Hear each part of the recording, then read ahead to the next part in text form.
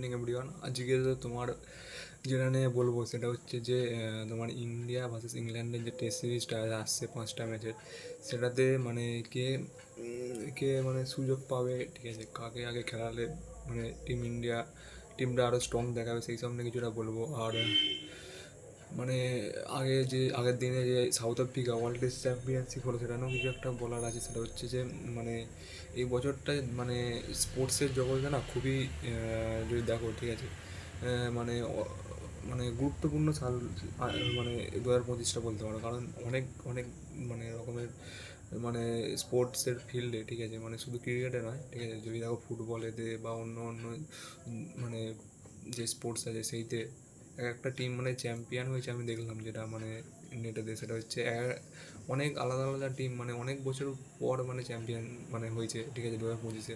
যেমন একটা টিম দেখলে 17 বছর পর মানে চ্যাম্পিয়ন হলো, ঠিক আছে। তারপরে একটা টিম 45 বছর মানে 72 বছর, তারপরে 19 বছর, 18 বছর পর আরসিবি চ্যাম্পিয়ন হলো ক্রিকেটে, ঠিক আছে। 27 বছর পর তোমার সাউথ আফ্রিকা চ্যাম্পিয়নশিপ পেলো আইসিসিতে, ঠিক আছে। তারপরে মানে খুবই ভালো একটা সাল স্পোর্টসের দিক থেকে বলতে পারো। এবার একটা ছিল, ঠিক আছে। আর যদি দেখো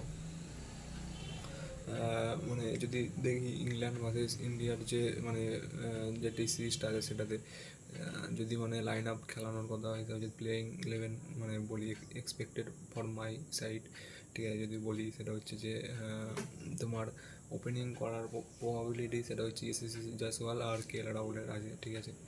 3 নম্বরে গিলকেও খেলাতে পারে বা সাই সুদর্শন আছে, ঠিক আছে। সাই সুদর্শন আমি চাইবো সাই সুদর্শনকে খেলা, ঠিক আছে।